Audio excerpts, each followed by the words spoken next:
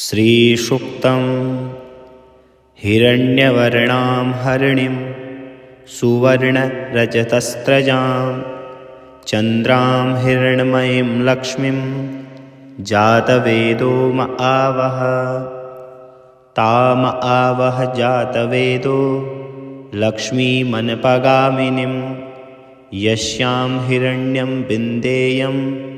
गामश्वं पुरुषान्नहम्। अश्वपूर्वां रथमध्यां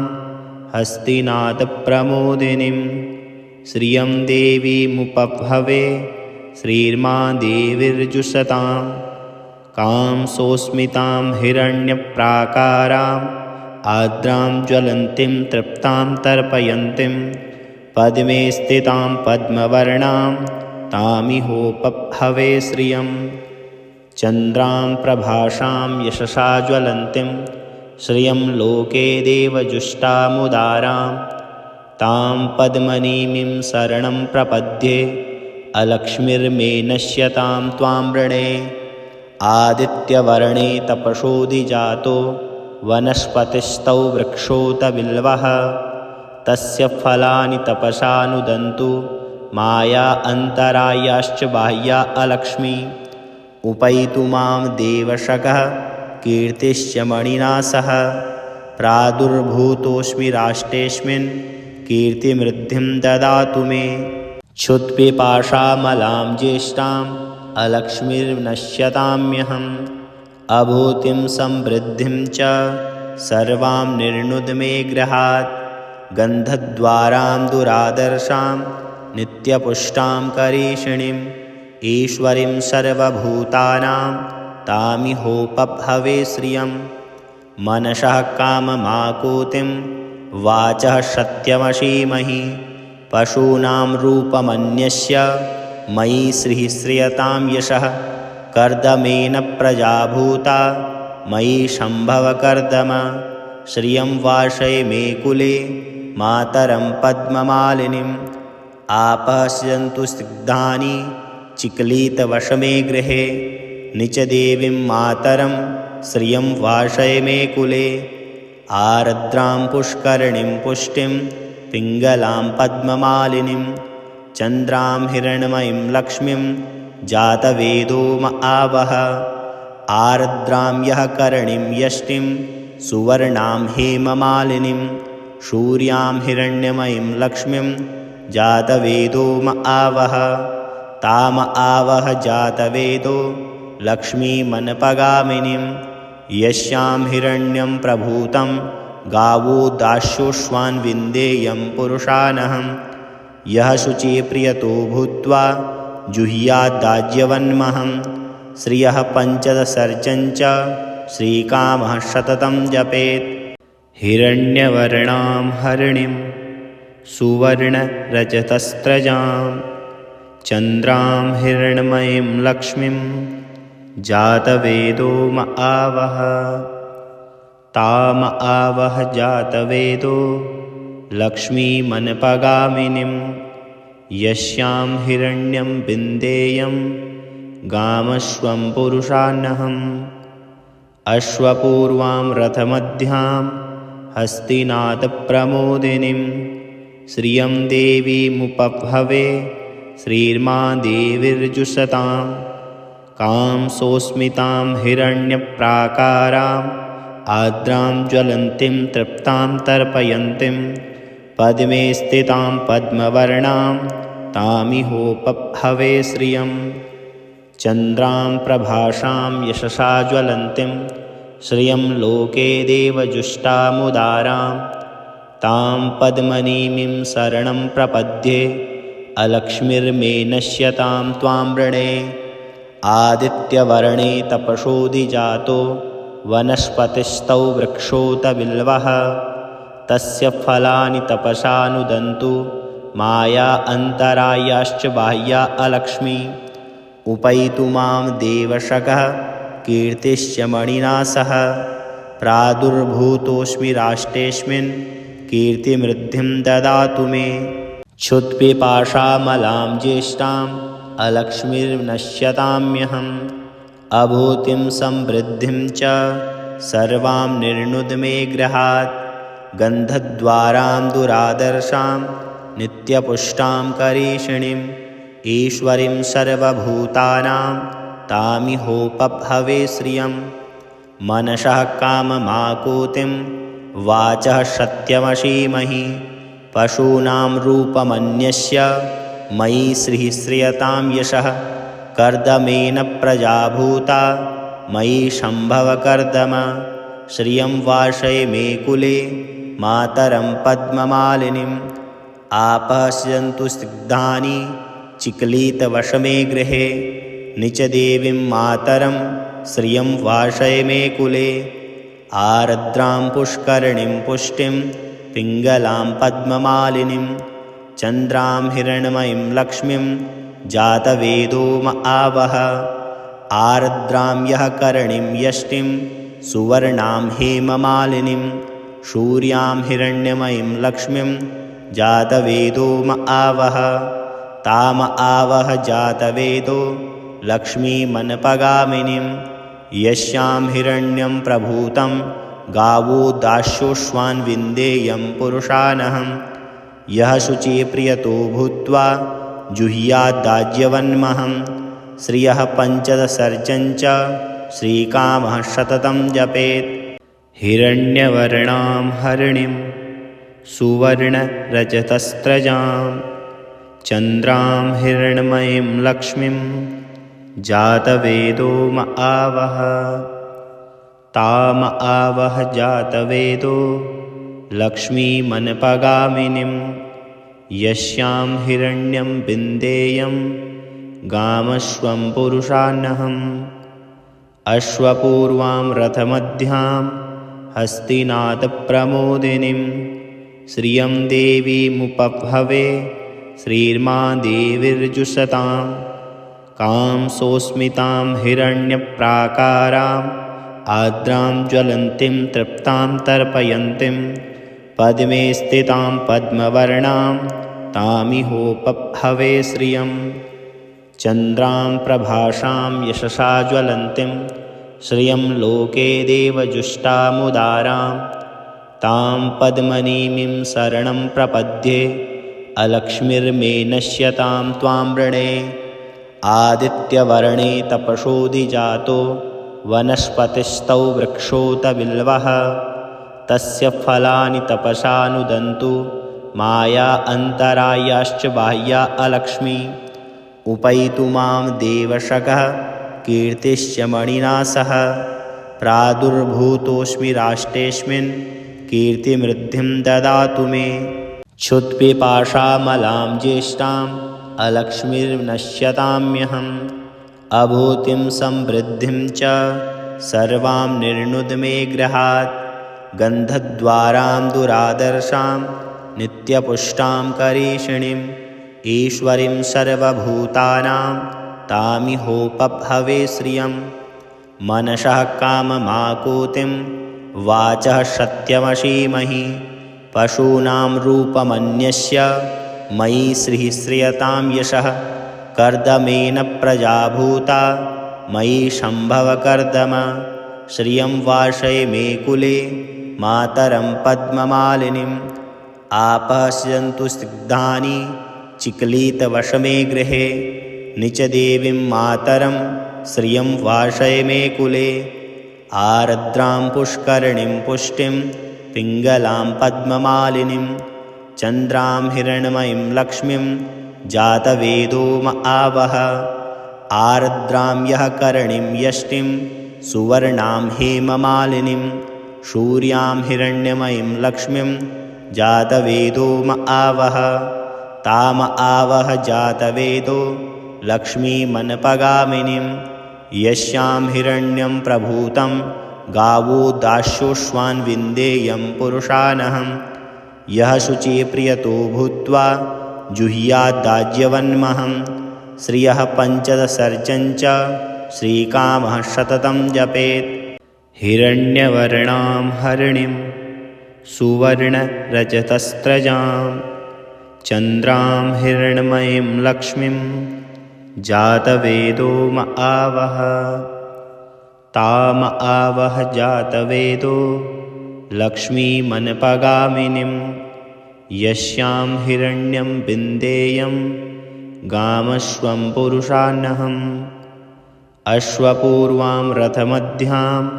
हस्तिनाथप्रमोदिनीं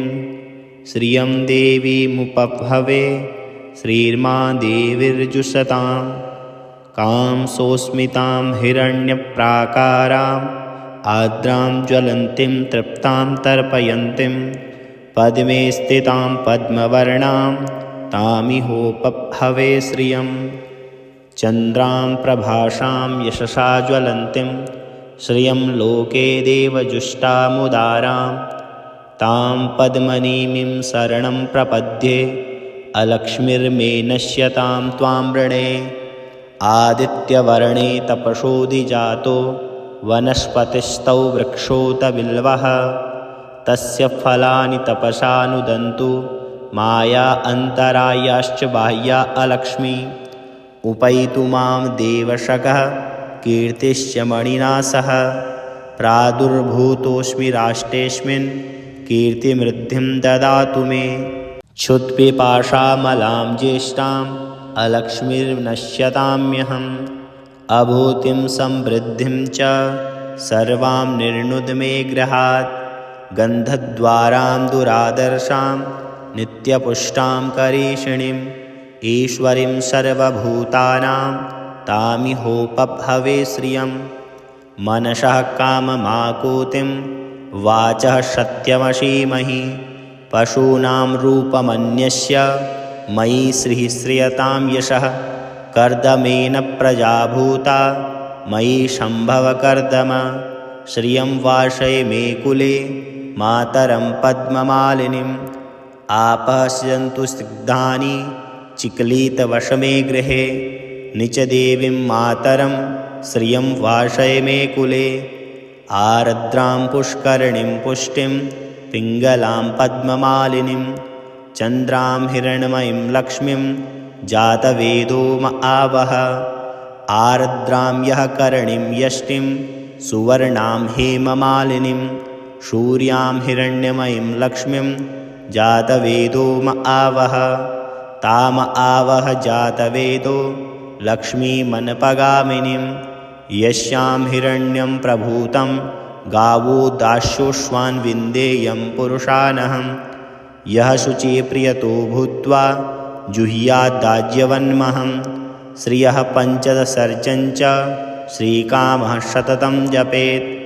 हिरण्यवर्णां हरिणीं सुवर्णरजतस्रजां चन्द्रां हिरण्मयीं लक्ष्मीं जातवेदो म आवह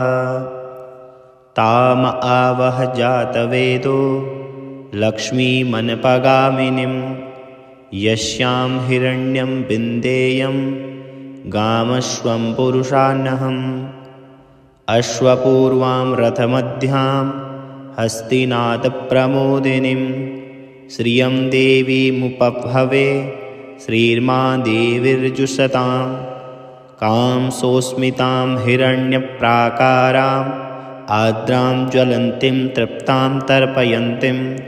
पद्मे स्थितां पद्मवर्णां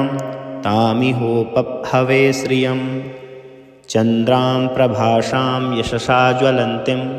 श्रियं लोके देवजुष्टामुदारां तां पद्मनीमीं शरणं प्रपद्ये अलक्ष्मीर्मे नश्यतां त्वां वृणे आदित्यवर्णे तपसोऽधिजातो वनस्पतिस्तौ वृक्षोत बिल्वः तस्य फलानि तपसानुदन्तु माया अन्तरायाश्च बाह्या अलक्ष्मी उपैतु मां देवशगः कीर्तिश्च मणिना सह प्रादुर्भूतोऽस्मि राष्ट्रेऽस्मिन् कीर्तिमृद्धिं ददातु मे क्षुत्पिपाशामलां ज्येष्ठाम् अलक्ष्मीर्नश्यताम्यहम् अभूतिं समृद्धिं च सर्वां निर्नुद मे गृहात् गन्धद्वारां दुरादर्शां नित्यपुष्टां करीषिणीम् ईश्वरीं सर्वभूतानां तामिहोपभवे श्रियं मनसः काममाकूतिं वाचः सत्यमसीमहि पशूनां रूपमन्यस्य मयि श्रीयतां यशः कर्दमेन प्रजा भूता मयि सम्भवकर्दम श्रियं वासय मे कुले मातरं पद्ममालिनीम् आपश्यन्तु स्निग्धानि चिक्लीतवशमे गृहे निचदेवीं मातरं श्रियं वासय मे कुले आर्द्रां पुष्करिणीं पुष्टिं पिङ्गलां पद्ममालिनीं चन्द्रां हिरण्मयीं लक्ष्मीं जातवेदो म आवह आर्द्रां यः करणीं यष्टिं सुवर्णां हेममालिनीं सूर्यां हिरण्यमयीं लक्ष्मीं जातवेदो म आवह ताम आवह जातवेदो लक्ष्मीमनपगामिनीं यस्यां हिरण्यं प्रभूतं गावो दास्योश्वान् विन्देयं पुरुषानहं यः शुचिप्रियतो भूत्वा जुह्याद्दाज्यवन्महं श्रियः पञ्चदशर्चञ्च श्रीकामः सततं जपेत् हिरण्यवर्णां हरिणीं सुवर्णरजतस्रजां चन्द्रां हिरण्मयीं लक्ष्मीं जातवेदो म आवह ताम आवह जातवेदो लक्ष्मीमनपगामिनीं यस्यां हिरण्यं विन्देयं गामश्वं पुरुषान्नहम् अश्वपूर्वां रथमध्यां हस्तिनाथप्रमोदिनीं श्रियं देवीमुपभवे श्रीर्मा देवीर्जुषतां कां सोऽस्मितां हिरण्यप्राकाराम् आर्द्रां ज्वलन्तीं तृप्तां तर्पयन्तीं पद्मे स्थितां पद्मवर्णां तामिहोपभवे श्रियं चन्द्रां प्रभासां यशसा ज्वलन्तीं श्रियं लोके देवजुष्टामुदारां तां पद्मनीमीं शरणं प्रपद्ये अलक्ष्मीर्मे नश्यतां त्वां वृणे आदित्यवर्णे तपसोऽधिजातो वनस्पतिस्तौ वृक्षोत बिल्वः तस्य फलानि तपसा नुदन्तु माया अन्तरायाश्च बाह्या अलक्ष्मी उपैतु मां देवशकः कीर्तिश्च मणिना सह प्रादुर्भूतोऽस्मि राष्ट्रेऽस्मिन् कीर्तिमृद्धिं ददातु मे क्षुत्पिपाशामलां ज्येष्ठाम् अलक्ष्मीर्नश्यताम्यहम् अभूतिं समृद्धिं च सर्वां निर्नुद मे गृहात् गन्धद्वारां दुरादर्शां नित्यपुष्टां करीषिणीम् ईश्वरीं सर्वभूतानां तामिहोपभवे श्रियं मनसः काममाकूतिं वाचः सत्यमसीमहि पशूनां रूपमन्यस्य मयि श्रीयतां यशः कर्दमेन प्रजा भूता मयि सम्भवकर्दम श्रियं वासय मे कुले मातरं पद्ममालिनीम् आपश्यन्तु स्निग्धानि चिक्लीतवशमे गृहे निचदेवीं मातरं श्रियं वासय मे कुले आर्द्रां पुष्करिणीं पुष्टिं पिङ्गलां पद्ममालिनीं चन्द्रां हिरण्मयीं लक्ष्मीं जातवेदो म आवह आर्द्रां यः करणीं यष्टिं सुवर्णां हेममालिनीं सूर्यां हिरण्यमयीं लक्ष्मीं जातवेदो म आवह ताम आवह जातवेदो लक्ष्मीमनपगामिनीं यस्यां हिरण्यं प्रभूतं गावो दास्योश्वान् विन्देयं पुरुषानहं यः शुचिप्रियतो भूत्वा जुह्याद्दाज्यवन्महं श्रियः पञ्चदशर्चञ्च श्रीकामः सततं जपेत्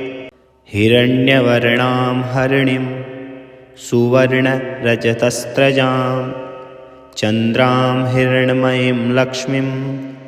जातवेदो म आवह ताम आवह जातवेदो लक्ष्मीमनपगामिनीं यस्यां हिरण्यं विन्देयं गामश्वं पुरुषान्नहम् अश्वपूर्वां रथमध्यां हस्तिनाथप्रमोदिनीं श्रियं देवीमुपभवे श्रीर्मा देवीर्जुषतां कां सोऽस्मितां हिरण्यप्राकाराम् आर्द्रां ज्वलन्तीं तृप्तां तर्पयन्तीं पद्मे स्थितां पद्मवर्णां तामिहोपभवे श्रियं चन्द्रां प्रभासां यशसा ज्वलन्तीं श्रियं लोके देवजुष्टामुदारां तां पद्मनीमिं शरणं प्रपद्ये अलक्ष्मीर्मे नश्यतां त्वां वृणे आदित्यवर्णे तपसोऽधिजातो वनस्पतिस्तौ वृक्षोत बिल्वः तस्य फलानि तपसा नुदन्तु माया अन्तरायाश्च बाह्या अलक्ष्मी उपैतु मां देवशकः कीर्तिश्च मणिना सह प्रादुर्भूतोऽस्मि राष्ट्रेऽस्मिन् कीर्तिमृद्धिं ददातु मे क्षुत्पिपाशामलां ज्येष्ठाम् अलक्ष्मीर्नश्यताम्यहम् अभूतिं समृद्धिं च सर्वां निर्नुद मे गृहात् गन्धद्वारां दुरादर्शां नित्यपुष्टां करीषिणीम् ईश्वरीं सर्वभूतानां तामिहोपभवे श्रियं मनसः काममाकूतिं वाचः सत्यमसीमहि पशूनां रूपमन्यस्य मयि श्रीः श्रियतां यशः कर्दमेन प्रजाभूता मयि सम्भवकर्दम श्रियं वासय मे कुले मातरं पद्ममालिनीम् आपश्यन्तु स्निग्धानि चिक्लीतवशमे गृहे निचदेवीं मातरं श्रियं वासय मे कुले आर्द्रां पुष्करिणीं पुष्टिं पिङ्गलां पद्ममालिनीं चन्द्रां हिरण्मयीं लक्ष्मीं जातवेदो म आवह आर्द्रां यः करणीं यष्टिं सुवर्णां हेममालिनीं सूर्यां हिरण्यमयीं लक्ष्मीं जातवेदो म आवह ताम आवह जातवेदो लक्ष्मीमनपगामिनीं